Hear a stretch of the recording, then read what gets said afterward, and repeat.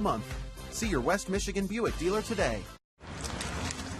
You know, you paid too much for those glasses. Who? You. They charged you too much. Who? Practically everyone. Unless, of course, you shopped at America's Best. Who? America's Best, where 2 pairs of glasses and a free eye exam are just $69.95. Ooh. Yep, that's America's Best. Who? Please, just keep up. 2 pairs and a free exam for $69.95. It's not just a better deal, it's America's Best. It hits closer to home, so to speak, because you actually know the person. A community in shock after a radio show host and former television reporter was found dead inside her home. We'll have the latest. And a man is on trial for murder, and his alleged accomplice in the cover-up is the main witness. I'm Darren Cunningham, live in Kent County. I'll have a full report coming up. The former state reps who were part of a scandal that made headlines across the nation were back in court today. We'll tell you what happened. He said his slogan was done right the first time. Elderly and legally blind, this man from West Michigan says he hired somebody to fix the damage to his roof, but nothing was ever done. Our problem solvers digging into this case of the alleged crooked contractor. From the station with the most local news, Fox 17 News at 6 starts right now. Thanks for joining us tonight. I'm Christian Frank. And I'm Michelle DeSelms. Family, friends, and fans are in shock over the death of a popular radio host in St. Joe. Denise Bone Stewart and her husband were found dead inside their home. Police say their own children found the bodies and called 911. And tonight, they're calling it a murder-suicide. Fox 17's Lauren Edwards has a story from Berrien County.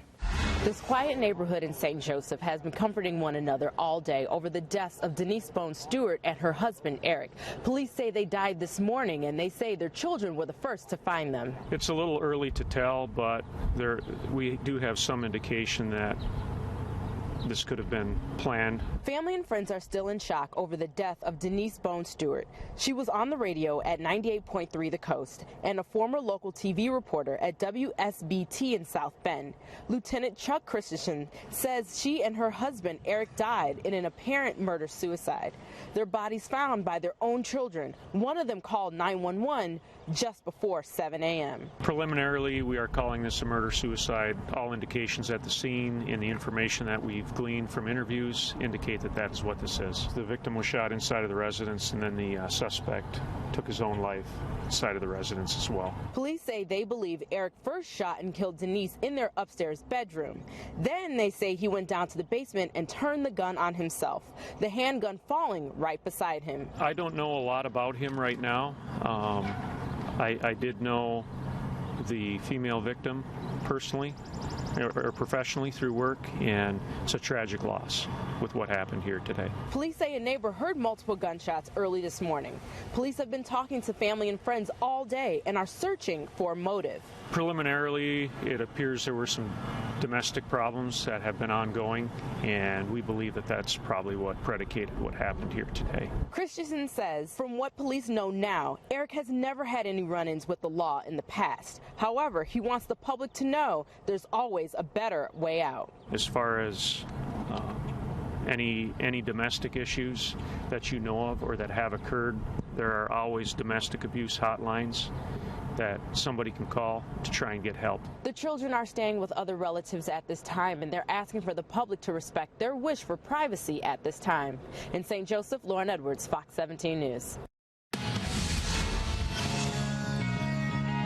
Well, yesterday, temps in the low 80s across a good portion of West Michigan. Today, back into the 50s and 60s, so kind of back to reality. And we're going to warm up over the next couple of days. Here's where we are right now. And temperatures are kind of all over the place, depending upon how much sun was out. Benton Harbor, you're at 65. Everybody else along and south of 94, Three Rivers 63, Coldwater 61. Then as you head north, it cools off pretty much. Grand Rapids 57, Muskegon 57, and Big Rapids at 59 degrees. Looking on the other side of the lake with an east wind, Milwaukee is sitting at 45 degrees, so really depends on that wind. Now compare it to where we were yesterday at this time, and you can see temperatures anywhere from 10 to around 20 to 23 degrees cooler than we saw yesterday. So a big jump, a pretty significant cold front went through here.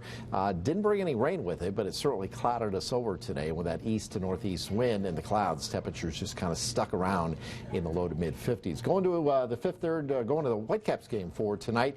There could be a couple of sprinkles coming through early, very light stuff. The majority of the evening is going to be dry, but it is going to be cooler than yesterday. Temperatures will be sitting in the 50s to around 60. And here's a look from Muskegon.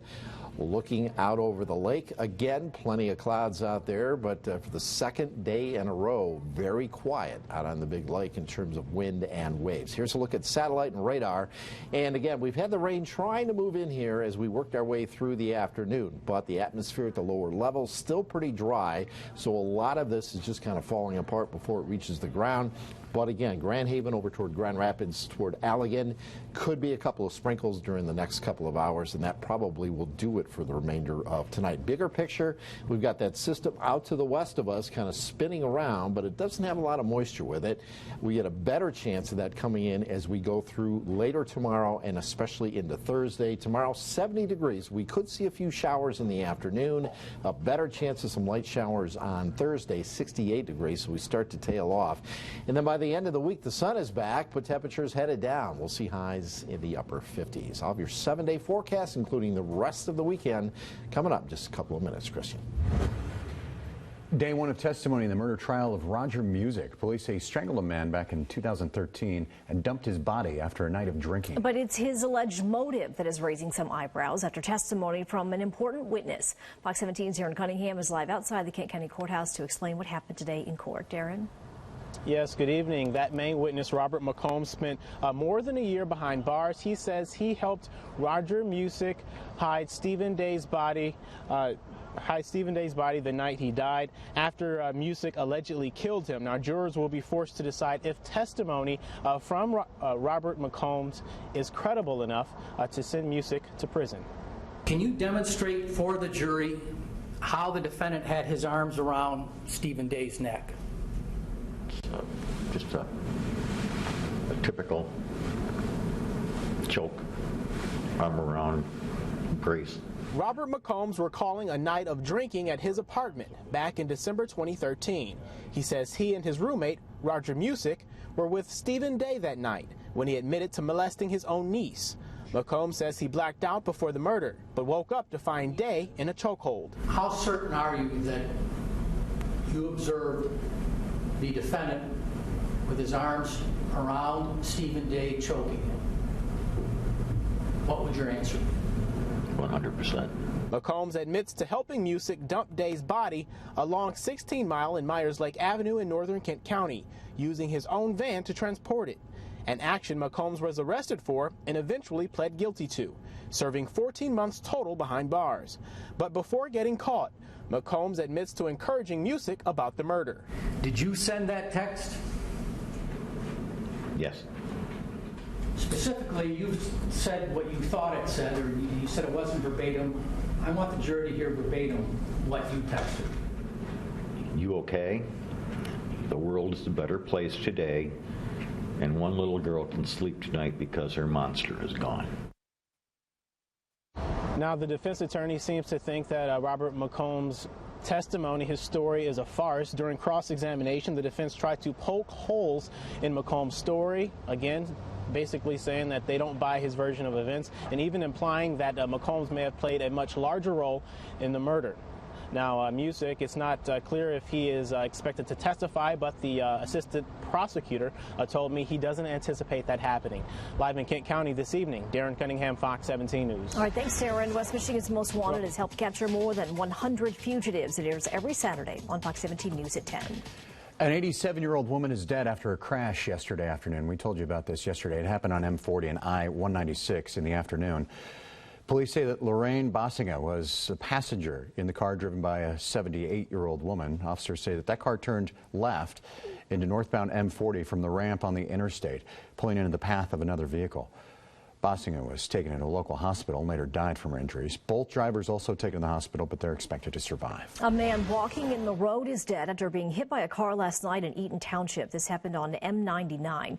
The Eaton County Sheriff's Office says the 62-year-old died at the scene. His identity isn't being released just yet. Deputies say speed and alcohol were not factors in that crash. Teenagers being investigated tonight for allegedly breaking into two different churches. Police say the suspects are a 16-year-old boy and a 15-year-old girl from Georgetown Township.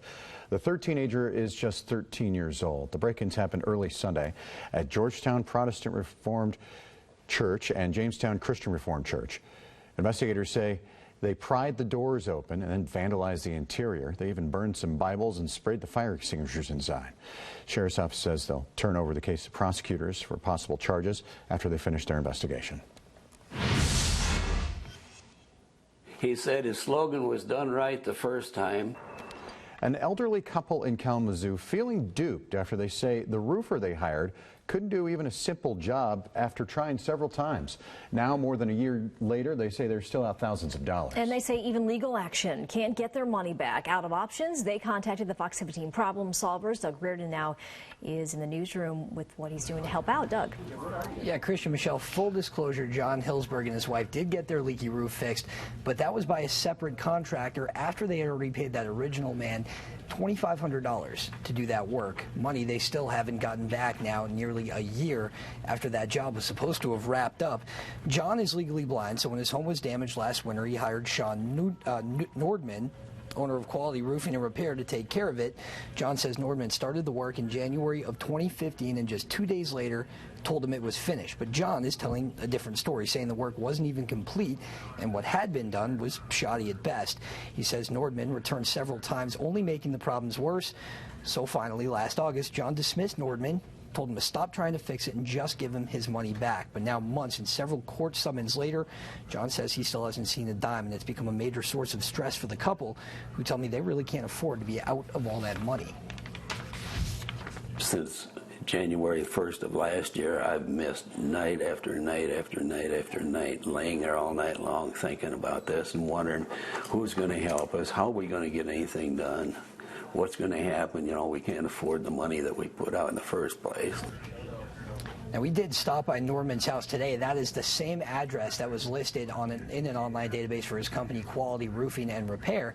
Actually, when we searched it in, again, that online database, it came up as what was listed as a fictitious company. So we're not sure the validity of the work that he's doing. But again, we did reach out to him at his house via Facebook, via email, and to the employer that he currently lists on his Facebook page. We have not heard back from him as of this hour, so we'll keep you updated on that. For now, live in our newsroom, Doug Reardon, Fox 17 News. All right, Doug, thanks for that. And if there's something you'd like our problem solvers to look into for you, just give them a call on the tip line or send an email to problemsolvers@fox17online.com. Well, some good news for a little girl still recovering after being shot. And a special visit Abby Koff got just a couple of days before her release from Mary Free Bed. And tonight's a big one for the presidential candidates, the New York primary. We'll tell you why it matters and who's expected to win. You're watching Fox 17 News. Fox Thursday.